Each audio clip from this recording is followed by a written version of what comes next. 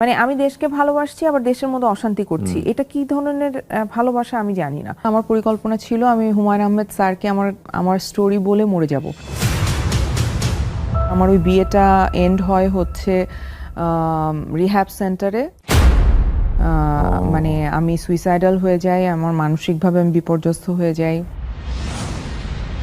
সামাজিকভাবে আমাদের এই প্রফেশনটাকে তো আসলে ওই অর্থে গ্রহণযোগ্য মনে করা হয় না। একটা মেয়েকে প্রিন্সেসের মতো ট্রিট করে তার ক্ষতি করি, তোমাকে তো এখন শব্দটাই বলতে হবে, দৌড়াবে। হয় আমরা আলাদা গ্রহের মানুষ যারা নায়িকা বা স্লিভলেস পরি, আর না হলে ওরা আলাদা গ্রহের মানুষ। এই জুজুর ভয়টা আমাদেরকে দেখিয়ে রাখা হয়। তোমার ভয় করছে না? বলছে আপু মরলে মরে যাব। ওইটুকু একটা মেয়ে। আমি তো কান্না শুরু করছি, বিকজ আমি শিওর যে এখন আমাদের সবাইকে মেরে ফেলবে। আমি একটা নেটওয়ার্ক তৈরি করেছি। ওইখানে আমি দেখলাম আপনার একটা লড়াই, মা হিসেবে একটা লড়াই, অভিনেত্রী হিসেবে একটা লড়াই। রাস্তার একটা নেশা আছে কিন্তু, মানে যারা আন্দোলন করে এত ফুর্তি লাগছে, যাচ্ছি একদম উত্তেজিত আমি, মানে গণজোয়ারের মধ্যে নিজেকে জড়িয়ে ফেলার মারাত্মক নেশা। মানে আমি এখনো আমার গুজবাম্প হচ্ছে, মানে এখনো ফিল করতে পারছি। আসসালামু আলাইকুম প্রিয় দর্শক, আপনাদের সবাইকে আমন্ত্রণ জানাচ্ছি all time milk bread presents the আরজিকি ব্রিয়া শোতে। আজকের অনুষ্ঠানে যিনি আমন্ত্রিত অতিথি এবং যার সঙ্গে আমাদের প্রায় ঘণ্টাখানেক সময় কাটবে, তাকে বাংলাদেশে শোবিজ অঙ্গনে অত্যন্ত পরিচিত মুখ হিসেবে সবাই চেনেন, এবং শুধুমাত্র শোবিজ অঙ্গনে তার ভূমিকা না, বাংলাদেশের সমাজ গঠনেও যার অনন্য ভূমিকা রয়েছে। সাম্প্রতিক সময়ে জুলাই আন্দোলনে যার অনবদ্য ভূমিকা রীতিমতো প্রশংসার যোগ্য, তিনি আমাদের প্রিয় অভিনেত্রী আজমেরী হক বাঁধন। চলুন তাকে আমরা স্বাগত জানাই। আমি খুবই সম্মানিত বোধ করছি আপনাকে পেয়ে আমার অনুষ্ঠানে। আমারও খুব ভালো লাগছে। আমি আপনাকে ফলো করি, আপনার অনুষ্ঠান কিন্তু আমি দেখি। আপনার শোতেই প্রথম আমি আসলাম, আমারও খুব ভালো লাগছে। এবং আমি কিছুটা নার্ভাস, কারণ খুব পছন্দের মানুষের সামনে বসলে বোধহয় এটা খুব ন্যাচারাল। সো আমি আসলে চিন্তা করছিলাম, যখন আমাকে আমার প্রডিউসার বলে যে আপনি আমাদের এখানে আসতে যাচ্ছেন, তখন আমি চিন্তা করছিলাম যে আমি আসলে কিভাবে শুরু করব। তো বাঁধনের নামের সাথে একটা বিষয় বোধহয় খুব সিনোনিম ভাবে যায়, সেটা হচ্ছে আপনার অভিনয়, আপনার কাজ, সামাজিকতা সবকিছু মিলিয়ে সেটা হচ্ছে আপনি প্রচন্ড বোল্ড, আমার কাছে যেটা মনে হয়। হ্যাঁ, বাংলাদেশের মতো সমাজে একজন নারীর ভূমিকা কিন্তু সবসময়ই একটা প্রশ্নের মুখে থাকে বিভিন্ন আঙ্গিকে। সেখানে আপনি আন্দোলন থেকে শুরু করে ডেফিনেটলি কিছু কিছু অভিনয়ের জায়গায় প্রচন্ড বোল্ড ভূমিকা রেখেছেন। আমি এই জায়গাগুলোতে ডেফিনেটলি আসতে চাই, তবে তার আগে আপনার বড় হয়ে ওঠাটা কতটা বোল্ড ছিল এবং কেমন ছিল এটা একটু শুনতে চাই, শৈশবটা। আমার শৈশবটা খুব ইন্টারেস্টিং। মানে আমি আমার বাবা মায়ের প্রথম সন্তান, সো তারা আমাকে ভীষণ আদরে বড় করেছেন। মানে একটা এই সমাজ ব্যবস্থার মেয়ে সন্তানকে যেভাবে বড় করার কথা সেভাবেই করেছেন, যে মেয়ের ব্যাপারগুলো আলাদা করে বুঝিয়েছেন, কিন্তু আমি ভীষণ আদরে বড় হয়েছি। মানে রাজকন্যা টাইপ প্যাম্পারিং এর মধ্যে বড় হয়েছে। সো বাবা কি করতেন? আমার বাবা হচ্ছে বাংলাদেশ পানি উন্নয়ন বোর্ডে চাকরি করতেন, উনি এডিজি প্ল্যানিং হিসেবে রিটায়ারমেন্টে গেছেন। আর আমার মা হাউসওয়াইফ। তো ওইভাবেই বড় হওয়া। একটাই সন্তান? আমি বড়, আমার দুই ভাই। পরে দুই ভাই হয়েছে? আমার পরে দুই ভাই। তো আমার বাবা চাকরি করতেন বাংলাদেশ পানি উন্নয়ন বোর্ডে, আমাদের অনেক মফস্বলে ঘুরতে হয়েছে। তো আমার ছোটবেলাটা হচ্ছে বাবা ট্রান্সফার আর হচ্ছে বিভিন্ন স্কুল চেঞ্জ করা, এগুলোতেই বেশি ব্যস্ত। আর ঈদের সময় ঢাকায় আসা বা গ্রামে যাওয়া ঈদ করতে, এভাবে কেটেছে। আর স্কুল কলেজে বরাবরই আমি ভীষণ, এখনো আমি যেরকম সেরকমই ছিলাম, আর একটু কম মাত্রায় ছিলাম আর কি। সো হয় না যে আমি ক্লাস ক্যাপ্টেন হতাম সব সময়। মানে স্কুলে আমি একদম মেডিকেল কলেজ পর্যন্ত আমি ক্লাস ক্যাপ্টেন হয়েছি। মানে ক্লাসের ক্যাপ্টেন আমি অলওয়েজ, আমি একজন হবই আর কি। ওয়াও। সো এই তো, এই যে প্রায়োরিটির ব্যাপারটা, লাইক ফ্যামিলিতে যথেষ্ট প্যাম্পারিং হিসেবে আপনি বড় হচ্ছেন, এগুলো কি লাইফে সবসময় ব্লেজিং হিসেবে কাজ করেছে, নাকি এগুলোর কারণে কখনো আপনাকে লাইক হয় না যে একটা জায়গা থেকে আপনি এক্সপেক্ট করছেন যে এখানে তো আমাকে কুইনের মতো ট্রিট করার কথা, প্রিন্সেসের মতো ট্রিট করার কথা, কিন্তু আপনি সেই ট্রিটমেন্টটা পাচ্ছেন না? আমি প্রিন্সেসের ব্যাপারটা উল্লেখ করলাম ভাইয়া একটা জিনিস শেয়ার করার জন্য, যে আমরা আসলে আমাদের সমাজ ব্যবস্থায় একটা মেয়েকে প্রিন্সেসের মতো ট্রিট করে তার ক্ষতি করি। তার যে খুব ভালো হয় এরকম না আসলে।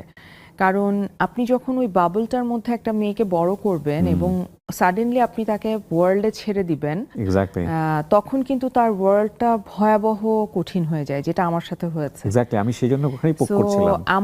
আমার বাবা মার আদরে বড় হওয়া সন্তান এবং অতি ভালোবাসা থেকে তারা যেটা করেছেন যে খুবই আনফরচুনেট ওই ঘটনাটা, কিন্তু আমার প্রথম বিয়ে হয় আমি যখন আমার 19 বছর বয়স। তো তারা আমাকে অতি ভালোবেসেই, কিন্তু তারা আমার সেফটির জন্য তারা ভেবেছে আমার ভবিষ্যৎটা এভাবেই হয়তো ভালো হবে। Like it was arrange marriage, family থেকে? হ্যাঁ, ফ্যামিলি 19 ইয়ার্স।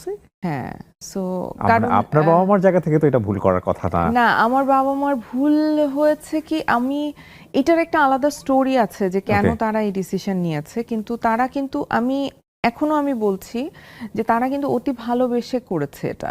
সো অতিরিক্ত ভালোবাসাও কখনো কখনো কিন্তু পয়জনাস হয়ে যায়। হ্যাঁ, সো এইটা আমাদের মাথায় রাখা দরকার। সো আমি আমার মেয়ের সাথে খুব ব্যালেন্স একটা রিলেশনশিপ রাখার চেষ্টা করি। আমি চেষ্টা করি না যে ওকে আমি সবকিছু থেকে প্রোটেক্ট করতে পারবো, বিকজ এটা সম্ভব না। আমাকে কিন্তু আমার সন্তানকে ছাড়তে হবে, আমাকে কিন্তু ওয়ার্ল্ডের সাথে ওকে ইন্ট্রোডিউস করাতে হবে। সো ওই জায়গাটায় হয়তো কিছুটা ভুল ছিল আমাদের সবার। সো ওই সময়টা খুব বাজে ছিল আমার জীবনে, এবং আমার ওই রিলেশনশিপটা, আমার ওই বিয়েটা এন্ড হয় হচ্ছে রিহ্যাব সেন্টারে। মানে আমি সুইসাইডাল হয়ে যাই, আমার মানসিকভাবে আমি বিপর্যস্ত হয়ে যাই। কত বছরের সংসার? 6 মাস। Only 6 months? হ্যাঁ, সো ওইটা খুবই অ্যাবিউসিভ একটা রিলেশনশিপ ছিল। তো আমি এত ফ্রাস্ট্রেটেড ছিলাম এবং আমার কথা কেউ শুনছিল না, আমি কাউকে বুঝাতে পারছিলাম না। আমার পড়াশোনা বন্ধ করে দেওয়া হয়েছিল, আমার ফ্রেন্ডদের সাথে মিশতে দেওয়া হতো না। তো সব মিলিয়ে খুব বাজে সিচুয়েশন ছিল। আমি বয়স কম ছিল, আমি ভেবেছি যে আমি আর বেঁচে থাকতে চাই না। তো তারপর তো আমি সুইসাইডাল হলাম, রিহ্যাব সেন্টারে ভর্তি হলাম, ট্রিটমেন্ট হলো আমার। তারপরে লাক্সে গেলাম, লাক্স থেকে বের হলাম। সো ওই লাক্সে যাওয়ার ঘটনাটা কি আপনার মানে এটা হুট করেই হলো নাকি আগে থেকে পরিকল্পনা ছিল? একদমই পরিকল্পনা ছিল না। আমার পরিকল্পনা ছিল আমি হুমায়ুন আহমেদ স্যারকে আমার স্টোরি বলে মরে যাব। সো আমার প্ল্যান ছিল এটা। সো আপনি হুমায়ুন আহমেদ পড়তেন? আমি হুমায়ুন আহমেদ পড়তাম। আমি স্যারের খুবই ভক্ত এবং আমি এত ফরচুনেট, আমি যখন লাক্স চ্যানেলের সুপারস্টার থেকে বের হই তখন হচ্ছে 7 দিন পরে আমার নুহাস চলচ্চিত্র থেকে কাজের অফার আসে এবং আমি স্যারের সাথে প্রায় 2.5 বছর কাজ করেছি। ওয়াও। আমি ওনাকে বলেছিলেন, কখনো বলা হয়েছে? হ্যাঁ, আমি বলেছি যে স্যার আমি তো আপনার কাছে এই গল্প বলে মরে যাব বলে আমি লাক্সে নাম লিখিয়েছি। তো স্যার আমার গল্পও শুনেছে ডেফিনেটলি। আমার কেন জানি মনে হয়, লাইক আমি তো মানুষের স্টোরি নিয়ে কাজ করি, আমার কেন জানি মনে হচ্ছে আজকে অনুষ্ঠানের শুরুতে বসেই আপনার সঙ্গে যদি আমাদের সময়ের ডিউরেশন আছে লাইক 1 ঘন্টার বেশি আমাদের, কিন্তু আমার মনে হচ্ছে আজকে সারা রাত কথা বললেও আপনার অনেক কিছু আছে যেটা হয়তো দর্শকদেরকে পরিপূর্ণভাবে জানানো হবে না। এটা আমার প্রথম একটা জাস্ট ইন টাচে আসার পরে আমার কাছে এই ফিলটা আসতেছে। সো ওই জায়গা থেকে বের হওয়ার পরে লাক্সে আসা, তার মানে কি তখন ফ্যামিলি একটা ফ্রিডম দিয়ে দিল যে ঠিক আছে মেয়েটা বাঁচুক নিজের মতো করে? না, তখনও দেয়নি। আমার যে সাইকোলজিস্ট যে ছিলেন সে বলেছিলেন, ডক্টর মুহিত কামালের কাছে আমি দেখাতাম তখন। তো উনি আমার বাবা মাকে রিকোয়েস্ট করেছিলেন যে মেয়েটাকে বাঁচতে দেন, ওর যেটা করতে চায় ওকে করতে দেন। আর আমার বড় মামা সে বলেছিল যে যেহেতু ও এটা করতে চাচ্ছে, ওর এখন যে সিচুয়েশনের, ওর যে ডিপ্রেশনের ভিতর দিয়ে যাচ্ছে, এখান থেকে হয়তো ও বের হতে পারবে এটাতে গেলে। কিন্তু আমার বাবা মা যেটা হয় সামাজিকভাবে আমাদের এই প্রফেশনটাকে তো আসলে ওই অর্থে গ্রহণযোগ্য মনে করা হয় না। সো আমার বাবা মাও তাই চিন্তা করতেন। এখানেও কিন্তু তারা আমাকে ভালোবেসেই আবার ভেবেছেন যে ওনারা চান না যে আমি এখানে কাজটা করি আসলে। সো একটা বয়স পর্যন্ত এরকম না ভাইয়া যে আমার রাগ ছিল না, ক্ষোভ ছিল না বাবা মায়ের উপর, কিন্তু সময়ের সাথে সেগুলো একদম ম্লান হয়ে গেছে। এখন আর রাগ ক্ষোভ নাই। এখন এটা একটা খুব মজার, জীবনের প্রত্যেকটা বয়সের ধাপে ধাপে কিন্তু বিভিন্ন রকমের এক্সপেরিয়েন্সের মুখোমুখি হই আমরা, এবং একটা পর্যায়ে গিয়ে নিজের বাবা মাকেই অনেক বেশি লজিক্যাল মনে হয় যে okay fine, now I can understand যে তুমি আমার সাথে কেন এরকম করছো। মানে আমার কাছে মনে হয়েছে যে অতিরিক্ত ভালোবাসা বা আমাদের সমাজ আমাদেরকে যেভাবে প্যারেন্টিং শেখায় যে ভালোবেসে একটা বাবলের মধ্যে রাখা, কিংবা বাচ্চাকে কোনো কিছু এক্সপেরিয়েন্স করতে না দেয়া, কিংবা কোনো একটা ভুল সে করতে পারবে না কখনো, এই ধরনের চিন্তা করা, এই জায়গা থেকে বের হওয়াটা খুব জরুরি। যারা প্যারেন্টস, তারা যারা দেখছেন, আমি তাদেরকে বলবো যে বাচ্চা কিন্তু ভুল করবে, এটা পার্ট অফ লাইফ, এটা ওর জার্নির একটা অংশ, যে ভুল হবে, সংশোধন হবে, আবার একটা ভুল হবে। সো এরকম না যে আমার মেয়ে এখন ভুল করবে তো আমি ওইটা প্রোটেক্ট করে ফেলবো বা ওইটা থেকে ওকে আমি একদম বের করে ফেলবো, এটা সম্ভব না, তাই না? এবং আরেকটা ইন্টারেস্টিং বিষয় হয়, লাইক আপনি 19 ইয়ার্সে যেই ঘটনাটা ফেস করেছেন, এটা হয়তো আপনার কমিউনিটি জানতো, আপনার ফ্যামিলি জানতো। আফটার দ্যাট আপনার আরেকটা কনজুগাল লাইফ কিন্তু ছিল, এবং সেটা কিন্তু আমরা সবাই জানলাম। সামহাউ আমরা বলবো আনলাকিলি যে এটাও হ্যাপিয়েস্ট হয়নি, এটাও হরিবল ছিল, এবং এই জায়গাটা খুব স্প্রেড আউট হলো, এটা সবাই জানলো। সো আমি যদি একটু কম্পেয়ার করতে বলি, লাইক 19 ইয়ার্সের যেই ফিলিংসটা পরবর্তী সংসারের ক্ষেত্রে আমি যদি বলি, তখন তো আপনাকে সবাই চেন অভিনেত্রী বাঁধন হিসেবে, এবং এই যে ট্রিগার করার ব্যাপারটা, ওকে অভিনেত্রীর সংসার ভেঙেছে, মানে এইটাকে আপনি কিভাবে দেখবেন আর কি?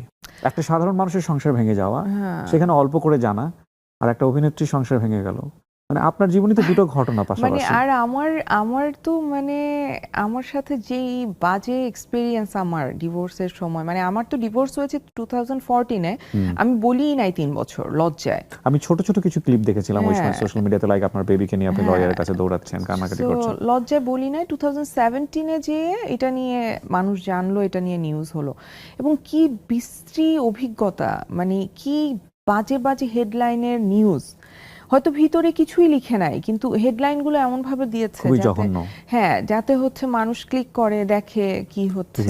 ওটা ওই সময়ও ছিল, এখন তো আরো, মানে ওই সময় ছিল। যেটা হয়েছিল যে আমার যে প্রাক্তন স্বামী, সে হচ্ছে তার একজন বন্ধু ছিল যে তখনকার যে পিএম ছিলেন, তার ফটোগ্রাফার ছিল, পার্সোনাল ফটোগ্রাফার। তো সে কি করেছে, তার ওই লিঙ্কটা দিয়ে সে সাংবাদিকদেরকে বিভিন্নভাবে এক্সপ্লয়েট করেছে। সো এখন দেখা গেছে যে তার ওই কারণে হয়তো নিউজের হেডলাইনগুলো আরো খারাপ হয়েছে। কিন্তু এমনি যেটা হয়েছে যে আমার বিনোদন সাংবাদিক যারা ছিল, আমি তাদের কাছে অনেক গ্রেটফুল, বিকজ তারা আমাকে অনেক সেভ করেছে অনেক সময়। যেই জায়গাগুলোতে আমার সাহায্যের দরকার ছিল, আমি তাদের কাছে চেয়েছি, তা আমি সেটা পেয়েছি। কিন্তু ওই নিউজগুলো, ওই হেডলাইনগুলো তাদের হাতে ছিল না, তাদেরকে ফোর্স করা হচ্ছিল এরকম হেডলাইন করার জন্য, বিকজ যেহেতু খুব স্বাভাবিক সেই ফটোগ্রাফার আমাদের প্রাক্তন প্রধানমন্ত্রীর ফটোগ্রাফার ছিল।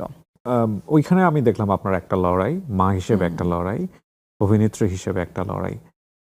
তো এরকম বাবলের মধ্যে বড় হয়ে এই লড়াইগুলো ফেস করাতে ইটস রিয়েলি ডিফিকাল্ট। আমার বাবলটা এত সুন্দর ছিল, আমি কিন্তু খুবই, মানে হয় না যে আমি এত প্যাম্পার্ড হয়ে বড় হচ্ছি, আমি বড় মেয়ে, পড়াশোনায় ভালো ছিলাম, দেখতে ভালো ছিলাম, খেলাধুলায় ভালো ছিলাম, আত্মীয় স্বজনরা সবাই আদর করছে, ফ্রেন্ডরা আদর করছে, বাবা মা আদর করছে, মানে এত আদরে বড় হওয়া একটা মেয়ে সাডেনলি যখন ওয়ার্ল্ডটা ফেস করলো অ্যান্ড দেখলো যে না, পৃথিবীটা আসলে এত সুন্দর না আসলে।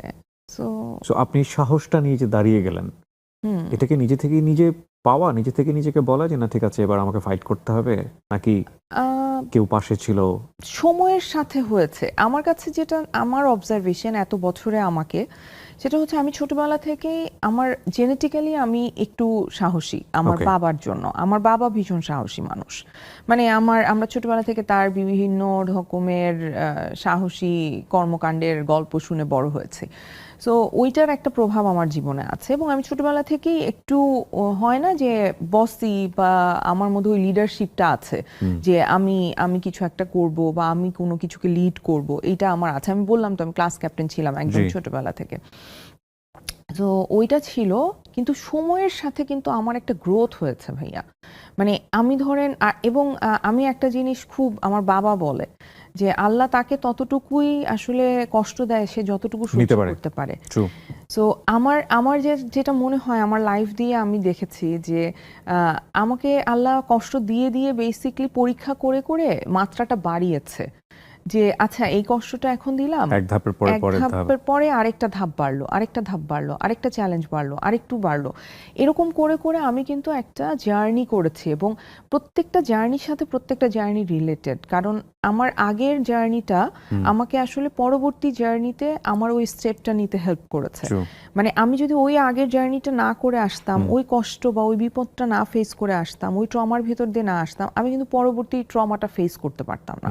সো এইটা একটা আমার কাছে মনে হয় যে এটা খুবই প্ল্যান্ড ওয়েতে করা, যেটা অবশ্যই আমার সৃষ্টিকর্তা আমার জন্য প্ল্যান করেছে এবং সে খুব ভালো প্ল্যান করেছে। আমি এটা মানে খুবই মানুষ মনে করবে যে এরকম একজন নায়িকা এগুলা বিশ্বাস করে, কিন্তু আমি কিন্তু সিরিয়াসলি বিশ্বাস করি যে আমাকে একদম আল্লাহ নিজের হাতে হাতে ধরে ধরে সব জায়গা থেকে বাঁচিয়েছেন।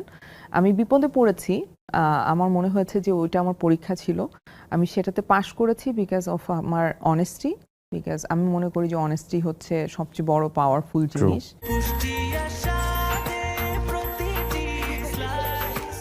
ব্রেকফাস্ট, টিফিন কিংবা স্ন্যাক টাইমে মজাদার আয়োজন মানে অল টাইম ব্রেড। বাঁধন, কিছু কিছু ডিসিশন তো আমরা জানি যে মানে আমাদের সমাজটা কেমন, আমাদের মানুষের ক্রিটিসিজমের জায়গাগুলো কেমন, এবং তারপরেও কাউকে না কাউকে খুব বোল্ডলি স্টেপ নিয়ে সামনের দিকে এগিয়ে যেতে হয় এবং সেটার কনসিকুয়েন্সও কিন্তু আমরা অনেক সময় জানি যে এটার পরে কনসিকুয়েন্সটা কি হতে পারে।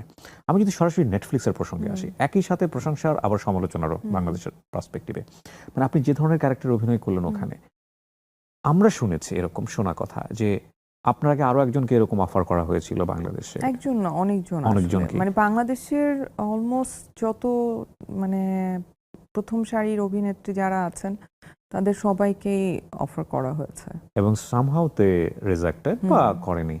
আপনার কাছে বিষয়টা কিভাবে এসেছিল, স্টোরিটা কি আসলে, যদি আপনার বলতে কোনো আপত্তি না থাকে? না, আমার কাছে এসেছে হচ্ছে অনুরাগ কাশ্যপের থ্রুতে। আমরা কানজা একসাথে ছিলাম, কানস ফিল্ম ফেস্টিভ্যালে। অনুরাগ কাশ্যপ হচ্ছে আরেকজন ডিরেক্টর, সো ওর সাথে একটা ছবি আমি পোস্ট করি সোশ্যাল মিডিয়ায়। তো ওইটা হচ্ছে কাস্টিং ডিরেক্টর যে বিশাল ভারদ্বাজে, সে দেখে বলে যে এই মেয়েটাকে আমরা অডিশন করতে চাই। তো তখন আমার সাথে যোগাযোগ হয়, কিন্তু তার আগে বাংলাদেশের সবাইকে অলমোস্ট অডিশন করা হয়ে গেছে এবং তাদের সাথে আলোচনা হয়ে গেছে। তো আমি একটা কথা একটু ক্লিয়ার করতে চাই ভাইয়া, সেটা হচ্ছে যে যারা আসলে করতে পারেন নাই, এটা কিন্তু আমি তাদের মানে আমি বলবো যে এটা আমাদের সোসাইটির প্রবলেম বা আমাদের ইন্ডাস্ট্রির প্রবলেম যে একজন অ্যাক্টরকে তার সেই স্বাধীনতাটা উপভোগ করতে দেয় নাই, যে সে একটা এমন ক্যারেক্টার চুজ করতে পারবে যেটা হয়তো সবার জন্য কমফোর্টেবল হবে না। আমি কিন্তু আমার কো অ্যাক্টরদেরকে নিয়ে একটা কোনো এমন মন্তব্য করি নাই যেটা তাদের জন্য ক্ষতিকারক হবে, কিন্তু তারা আনফর্চুনেটলি করেছিলেন যে এটা একটা দেশদ্রোহী সিনেমা অ্যান্ড এভরিথিং। সো ওইটা আমাকে কিন্তু প্রচন্ডভাবে স্ট্রেসের ভিতর দিয়ে যেতে হয়েছে, বিকজ দেশদ্রোহী শব্দটা তো অনেক কঠিন শব্দ। দেশদ্রোহীটা আসলে আমার মনে হয় অ্যাপ্রোপ্রিয়েট ওয়ার্ড হবে না সেটার জন্য। হ্যাঁ, কিন্তু এটা তাদের ফল্ট না, এটা সোশ্যাল সিস্টেমটা এরকম বা আমাদের ইন্ডাস্ট্রিতে এরকম যে স্বাধীনভাবে যে একজন আর্টিস্ট তার ক্যারেক্টার চুজ করতে পারবে, সেইটা স্বাধীনতা হয়তো আমাদের নাই। ওকে, সো আপনার কাছে যখন এই পোকটা আসলো, আপনি all of a sudden yes বলে দিলেন, নাকি আপনিও একটু চিন্তা ভাবনা করেছেন? অনেক চিন্তা করেছি। আর আমার খুব কাছের একজন মানুষ আছে মিডিয়াতে, যাকে আমি বিশ্বাস করি। মানে আমার যেটা হয় যে আমি খুব কম মানুষকে বিশ্বাস করি, আবার খুব কম মানুষকে আমি আমাকে উপদেশ দেওয়ার মতো কেপেবল মনে করি। মানে ধরেন আমি র্যান্ডম কারো থেকে আমার জন্য উপদেশ নিব না, আমি জানি যে একে আমি বিশ্বাস করি, হ্যাঁ, এবং এ যোগ্য আমাকে বুদ্ধি দেওয়ার। তো সেই রকম একজন মানুষকে আমি ফোন দেই এবং এটা নিয়ে আলোচনা হয়, এবং সে খুবই স্ট্রেইট ফরওয়ার্ড আমাকে বলে যে আসলে একজন অ্যাক্টরের কোনো ব্যারিয়ার থাকা উচিত না, আর তোমার কি ইচ্ছা, তুমি কি চাও নাকি চাও না করতে? আমি চাই। তো বলছে যে কিন্তু যদি কোনো ঝামেলা হয়, তো তখন ও আমাকে বলল যে একজন অ্যাক্টরের আসলে কোনো ব্যারিয়ার থাকা উচিত না, তুমি যখনই একজন সত্যিকারের শিল্পী তখন তোমার কোনো ব্যারিয়ার থাকবে না, তোমার যেটা ইচ্ছা করতে সেটা তুমি করতে পারবা, তোমার সেই স্বাধীনতা তোমাকে নিজেরটা নিজেকে অর্জন করতে হবে। তো তখন আমি আরেকটু সাহস করলাম, তারপর আমার মেয়ের সাথে ডিসকাস করলাম, আমার মেয়েকে বললাম কনসিকুয়েন্স কি হতে পারে অ্যান্ড এভরিথিং। তারপর যেহেতু শ্যুট করলাম এবং একটা চমৎকার অভিজ্ঞতা নিয়ে আমি বাংলাদেশে ফেরত আসলাম। রিলিজ হওয়ার পরে আপনি কি ফেস করেছেন? রিলিজ হওয়ার সময়টা আমাকে খুব মানুষ ভয় দেখাচ্ছে বেসিকলি, যে তোমার এখন মানে তোমাকে তো এখন শব্দটাই বলতে হবে, হুজুররা বা মোল্লারা দৌড়াবে। সো আমি একটা স্ট্যাটাসও লিখেছি এটা নিয়ে, যে আমাকে আসলে এত ভয় দেখানো হয়েছে, আমি এত ভয়ের মধ্যে দিয়ে আসলে পার করে আজকে বাঁধন হয়েছি, যে এটা খুবই অদ্ভুত আর কি। সো হুজুররা দৌড়াবে, মোল্লারা দৌড়াবে আমার পিছনে, আমাকে নিয়ে আন্দোলন হবে এই সেই, কিন্তু আমি কিছু ফেস করি নাই। আমার বিনোদন সাংবাদিকদের আবার ধন্যবাদ দিতে চাই, এবং আমি একটা নেটওয়ার্ক তৈরি করেছি, আমার পরিচিত একটা সার্কেল তৈরি করেছি, যারা সমাজে বিভিন্ন জায়গায় আছেন, ইউনিভার্সিটি টিচার আছেন, সাংবাদিক আছেন, লয়ার আছেন, নর্মাল মানে যারা সমাজের বিভিন্ন রকমের কাজের সাথে সম্পৃক্ত আছে, সমাজ সেবা করছেন, তারা সাথে একটা নেটওয়ার্ক তৈরি হয়েছে। সো আমার এই নেটওয়ার্কটা, অনেকে বাইরে থাকে, তো এই নেটওয়ার্কের মানুষরাও আমাকে অনেক সাপোর্ট করেছে, তারা বিভিন্ন স্ট্যাটাস দিয়েছে, তারা সাপোর্ট করেছে যে ক্যারেক্টারটাকে ডিল করেছি কিভাবে, আমি এটা কিভাবে তাদেরকে মানে তারা পছন্দ করেছে বা অপছন্দ করেছে। কারণ আমি মনে করি যে আপনাকে যদি কেউ সমালোচনা করে, সেটা নিতে পারার ক্ষমতাও কিন্তু থাকতে হবে। সো আমি গঠনমূলক সমালোচনা হলে সেটা নিতে চাই আসলে।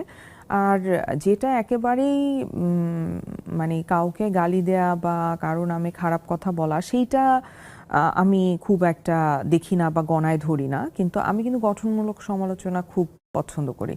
তো তারা এটা করেছেন এবং আমি কিছু ফেস করি নাই, ইভেন আমি কখনো কোনো ফোনও পাই নাই, কখনো কোনো থ্রেড বা কিছু, নাথিং।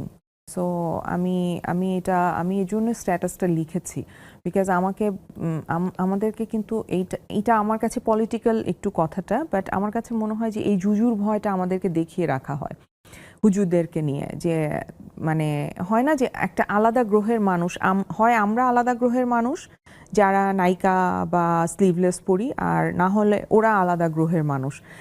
আমার কাছে মনে হয় যে আমরা কেন একটা ডায়ালগে বসতে পারি না, আমরা কেন সাম্যাবস্থায় থাকার জন্য সমাজে আমরা কেন একটা ডায়ালগে বসতে পারি না, আমরা কেন কথা বলতে পারি না, যে আমরা দুইজনের চিন্তা নিয়ে সমাজে থাকতে যেতে পারি একসাথে সাম্যাবস্থায়, এরকম না যে আমরা সবসময় মুখোমুখি থাকবো। এটা আমাকে খুবই মানে পীড়া দেয়। আমার কাছে মনে হয় যে এটা ইভেন যখন গণ অভ্যুত্থান হলো আমাদের, তারপরে যে মূর্তিগুলো ভাঙা হলো, স্ট্যাচুগুলো ভাঙা হলো এবং একেবারে সাংঘর্ষিক জায়গায় নিয়ে যাওয়া হলো আমাদের যারা আসলে প্রচণ্ডভাবে ইসলামপন্থী এবং যারা সাধারণ নাগরিক, তাদেরকে মুখোমুখি দাঁড় করানো হলো যে যারা এইভাবে বিশ্বাস করে তারা সব মূর্তি ভেঙে ফেলবে, শিল্প সংস্কৃতি ধ্বংস হয়ে যাচ্ছে। সো আমরা কেন এইগুলাকে প্রমোট করি? এটা তো বেসিকলি পলিটিক্যাল মুভ, তাদের একটা এজেন্ডা থাকে, তারা এইটাকে বিক্রি করে, তারা মানুষের মধ্যে এই ভয়টাকে স্প্রেড করে তাদের রাজনীতি করে। কিন্তু এটাতে আমরা যদি একটু এগিয়ে আসি বা ওই পক্ষ থেকেও যদি কারো এটা আমার মতো মনে হয় যে আমাদের ডায়ালগ হওয়া উচিত, সেটা একজন নায়িকার সাথে হতে পারে, একজন ওই রকম মানুষের সাথে হতে পারে যে আমি নায়িকা, আমি আবার সম অধিকারও চাই সম্পত্তিতে। সো এরকম যারা এরকম চিন্তা করছে, তাদের চিন্তার সাথে কনফ্লিক্ট যেখানে হচ্ছে, আমরা কথা বলতে পারি। রাইট। জুলাই আন্দোলনে আসতে চাই, ডেফিনেটলি আপনি একটু হলেও টাচ করেছেন। তার আগে আমি আবারও আপনার ওই একেবারে ব্যক্তিগত জীবন, ঠিক ব্যক্তিগত শব্দটা যায় না, সবই তো ব্যক্তিগত, আসলে আমরা যা করছি সবই ব্যক্তিগত, কিছু পাবলিক হয়, কিছু পাবলিক হয় না, ওই জায়গাটা একটু আসতে চাই। নিজের মেয়ের কথা আসছে বারবার, আপনার মেয়েকে নিয়ে আপনার একটা যুদ্ধ আছে, এটা আমি জানি, এবং সেই যুদ্ধটা কখনো একেবারে নিজের একান্তের একটা যুদ্ধ, কিছু কিছু খবর হয়তো আপনার যারা শুভাকাঙ্ক্ষী আছেন তারা জানেন। আমি যদি ভুল না বলে থাকি, আপনি সিঙ্গেল মাদার। জি, ওকে। সিঙ্গেল মাদার হিসেবে সমাজে চলা এবং মেয়ের সাথে বন্ধুত্বপূর্ণ সম্পর্ক রেখে চলা, এই জায়গাটা কতটুকু আপনার কাছে চ্যালেঞ্জিং মনে হয়েছে? চ্যালেঞ্জিং তো আছেই, যেহেতু আমাদের সমাজে আসলে একটা ডিভোর্সড মেয়েকে ওইভাবে আসলে, আমি একেবারে নায়িকা, তারপরে ডিভোর্স, মানে 2বার ডিভোর্স হয়েছে, তারপরে এত কথা বলি, হ্যাঁ, মুখরা একটা মেয়ে। সো সব মিলে মানে আমি তো খুবই ডিফিকাল্ট টু হ্যান্ডেল। কিন্তু আমার কাছে মনে হয় যে আমার জন্য চ্যালেঞ্জিং ছিল, বাট আমার জার্নিটা আরো অনেক ইজি হতো। আমার বাবা মা ছিল আমার সাথে, আমি আমার বাবা মার বাড়িতে থাকি, সো এটা খুবই একটা আমার মানে আল্লাহর রহম যে তারা আমার সাথে, আমি তাদের সাথে থাকতে পারি আর কি। সো এইটা একটা হেল্প হয়েছে। আমার বাচ্চার স্কুল যেখানে পড়ে, ও সানবিমসে পড়ে, ওর এই স্কুলটা মানে আমাকে টিচাররা এত সাহায্য করেছেন, এত সাপোর্ট করেছেন, এটা আমি কখনো ভুলবো না। সানবিমস সাপোর্ট করারই কথা, কারণ ইটস ভেরি রিনাউন্ড স্কুল। খুবই সাপোর্ট করেছে, মানে আমি সিঙ্গেল মাদার বলে আরো বেশি সাপোর্ট করেছে যে আমার বাচ্চাকে কিভাবে টেক কেয়ার করবে। আমি কাজে যাচ্ছি, আমি বলে যাচ্ছি যে আপা আমি হয়তো 20 দিনের জন্য থাকবো না, তখন টেক কেয়ার করা, সবকিছু তারা অনেক ভালোভাবে করেছে। আর আমার কলিগরা আমাকে মেন্টালি অনেক সাপোর্ট করেছে, মোরালি সাপোর্ট করেছে যে তুমি এত ভালো করছো। কিন্তু আমি একটা জিনিস একটু শেয়ার করতে চাই, সেটা হচ্ছে যে বাচ্চার যে বাবা, আমার কাছে মনে হয় যে আমাদের এখানে আমাদের সমাজ ব্যবস্থায় ডিভোর্সটাকে এমনভাবে মানে কি বলবো, মানে এত বেশি খারাপ জায়গায় নিয়ে যাওয়া হয় যে আপনি দেখবেন যে প্রাইমারি কেয়ার গিভার যে থাকে সে ছাড়া বাকি যে পার্টনার থাকার কথা, বাচ্চার জীবনে বাবা মা থাকার কথা, সে কিন্তু ওইভাবে বাচ্চার জীবনে থাকে না। এবং এটা একটা সুযোগও অনেক সময় নেওয়া হয়, একদম লাইক যদি বাচ্চা মায়ের কাছে থাকে তাহলে মা অপোজিট সম্পর্কে এত এক্স্যাক্টলি এত সবচেয়ে বড় যেটা হয় যে তার ব্রেনে ঢুকিয়ে দেওয়া হয় হ্যাঁ যে বাবা মানে হচ্ছে এত বাজে একটা ফিগার, ভাইস ভার্সা।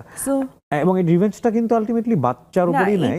এটা যেমন আমি যেটা মনে করি যে আমাদের এখানে প্রচন্ডভাবে কাউন্সেলিং দরকার, কারণ আমরা যেটা হয় যে আমরা রিভেঞ্জ নেওয়ার জন্য আমরা বাচ্চাকে ইউজ করি, যেটা বাচ্চার ক্ষতি হয়। তো আমি বলবো না যে আমি একদম আকাশ থেকে পড়া কোনো ফেরেশতা, আমার ভেতরেও যে এই রিভেঞ্জ নেওয়ার ইচ্ছাটা ছিল না তা না, কারণ যেহেতু আমার সাথে অনেক অন্যায় হয়েছে, হ্যাঁ, তো আমারও কিন্তু অনেক কিছু বলতে ইচ্ছা হতো, আমার করতে ইচ্ছা হতো, বাট আমি যেহেতু আমার 19 বছর বয়স থেকে আমি থেরাপি নেই, আমি কিন্তু রেগুলার একজন প্রফেশনাল থেরাপিস্টের কাছে থেরাপি নেই, সো সে আমাকে অনেক হেল্প করেছে ওকে যে কিভাবে আমি আমার বাচ্চার সাথে ডিল করব।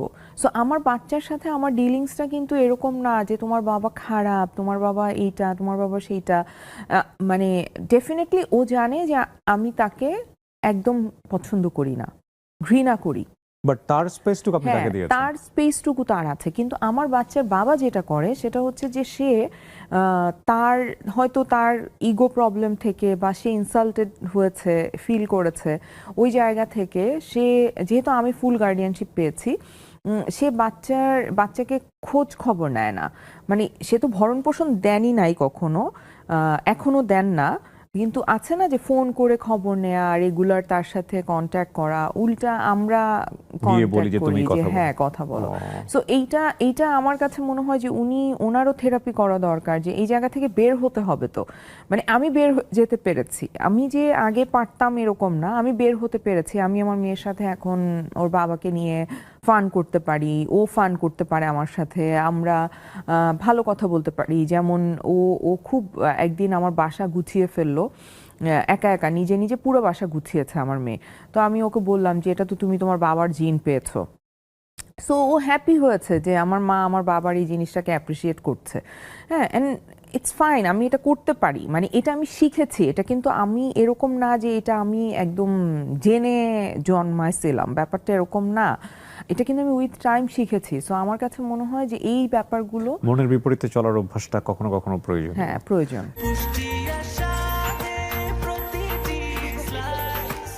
ব্রেকফাস্ট, টিফিন কিংবা স্ন্যাক টাইমে মজাদার আয়োজন মানে অল টাইম ব্রেড।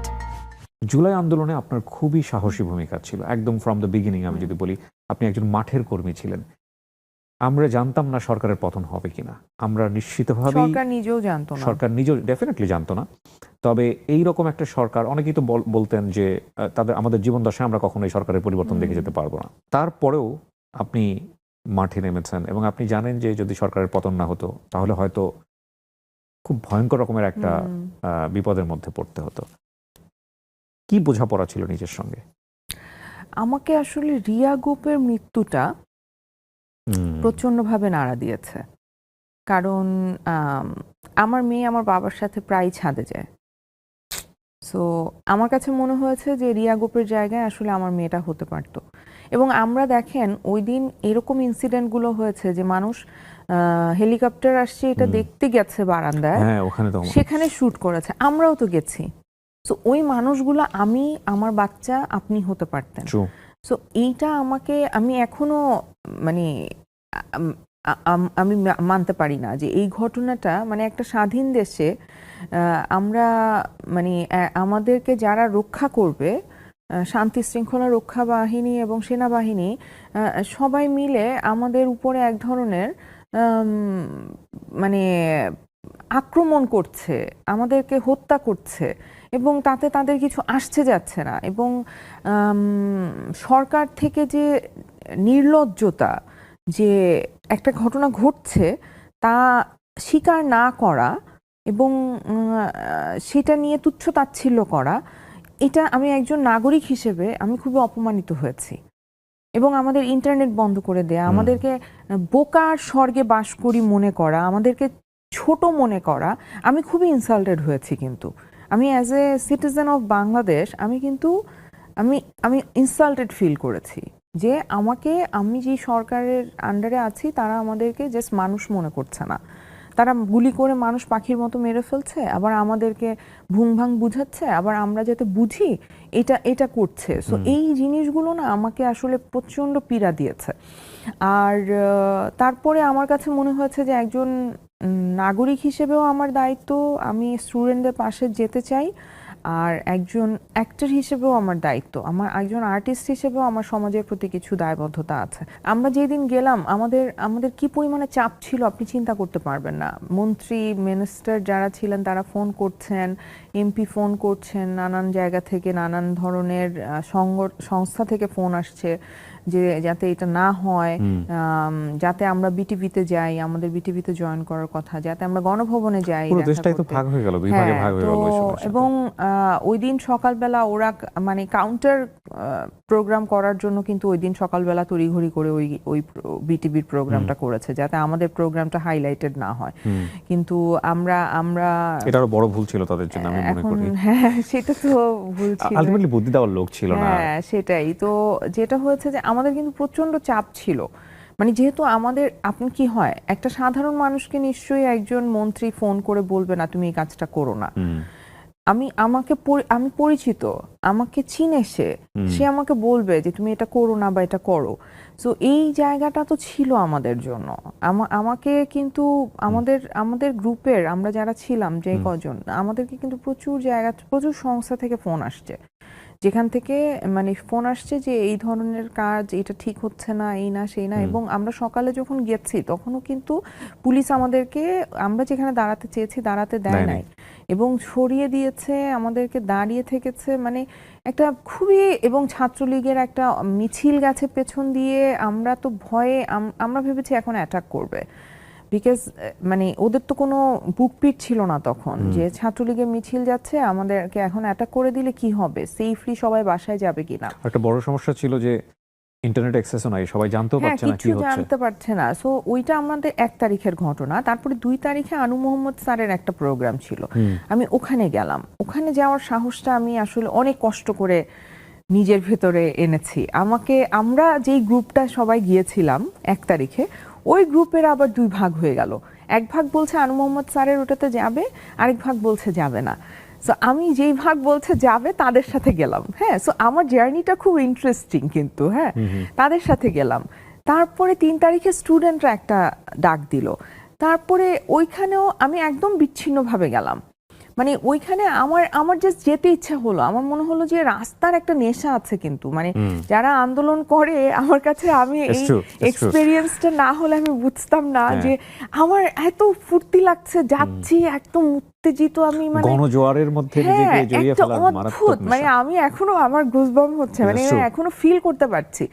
সো আমি রাস্তায় যেয়ে, এবং আমাকে তো সবাই চিনছে, আর সবাই না আমাকে অন্যভাবে ট্রিট করছে, মানে একজন অ্যাক্ট্রেস হিসেবে না, মানে ওদের ভাবটা এরকম যে আপু আপনি আমাদের সাথে এসে আমাদের শক্তিটা বেড়ে গেছে। সো আমাকে জড়ায় ধরতেছে, মেয়েরা ধরে কাঁদতেছে, ছেলেরা আমাকে রাস্তা পার করে দিচ্ছে। হ্যাঁ, মানে আমি অদ্ভুত একটা অনুভূতি, মানে আমি ওই অনুভূতির কথা আমি বলে বুঝাতে পারবো না যে কি অদ্ভুত সুন্দর অনুভূতি। এবং আমার ভয় তো আছে, গুলি করে দিবে। এবং 3 তারিখে আমি গেলাম, 4 তারিখে ওরা বলল যে এক দফা এক দাবিতে চলে আসছে। তো আমি তো খুশি যে এক দফা এক দাবি এই সরকার পড়ে যাচ্ছে, আমি একদম শিওর 4 তারিখে যে সরকার পড়ে যাচ্ছে। যখন কারফিউ দিছে আমরা তখন শাহবাগে, 4 তারিখ বিকালে যখন কারফিউ দিছে শাহবাগে, তো আমি ইরেশ জাকের আমরা সবাই একসাথে। ইরেশ আমাকে বলে বাঁধন, আমি তো কান্না শুরু করছি, বিকজ আমি শিওর যে এখন আমাদের সবাইকে মেরে ফেলবে, আমাদের সবাইকে, মানে যারা আমরা রাস্তায় আছি সবাইকে মেরে ফেলবে। আমি কান্না শুরু করছি যে পুরা এই এতদিনের স্টুডেন্টদের এত আন্দোলন সব বৃথা হয়ে গেল। ইরেশ বলতেছে বাঁধন তুমি এত মন খারাপ করো না, চলো। ও এত রিস্ক নিয়ে আমাকে সেই কালচি ফ্লাইওভার পর্যন্ত পৌঁছে দিয়ে গেছে যাতে আমি সেফলি যেতে পারি, আবার ওখান থেকে আমাকে স্টুডেন্টরা পৌঁছে দিচ্ছে বাসায়। সো মানে তারপরে তো 5 তারিখ সকালবেলা আমাকে আমার বাবা মা বের হতে দিবে না।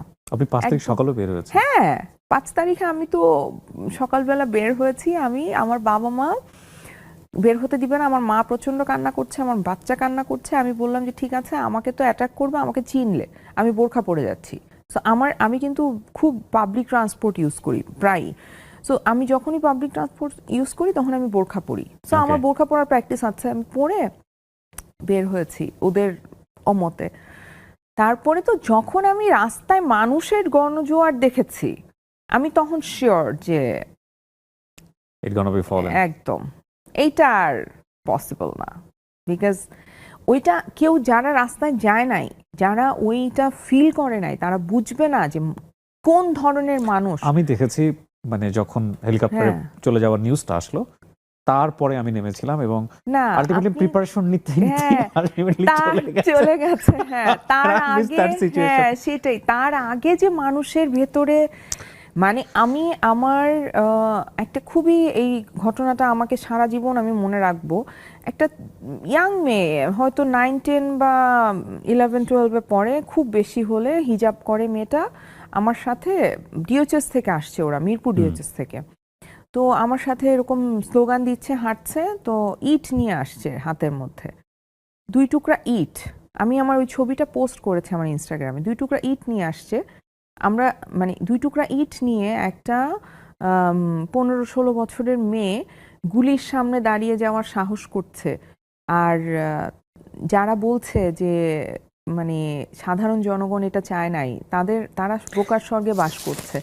এবং ওই মেয়েটাকে আমি বললাম যে তোমার ভয় করছে না? বলছে আপু মরলে মরে যাব। ওইটুকু একটা মেয়ে। এই বাংলাদেশটাকে রাজনীতিবিদদের সবসময় মনে রাখা উচিত। যদি ভুলে যান তাহলে বিপদ আছে। কারণ এটাই ট্রু বাংলাদেশ। হয়তো একটা সময় পর্যন্ত সাধারণ মানুষ সহ্য করে, তারপর যখন সহ্যের বাঁধ ভেঙে যায় তখন গুলি আসলে তাদের কাছে কিছুই না।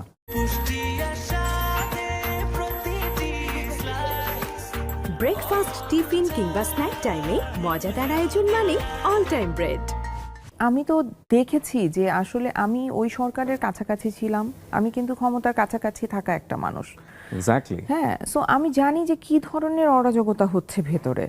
সো ওই জায়গা থেকে আমি ভেবেছিলাম যে আমরা সবাই মিলে এই নতুন বাংলাদেশ গড়ার জন্য হয়তো রেডি, কিন্তু আসলে আমরা রেডি না।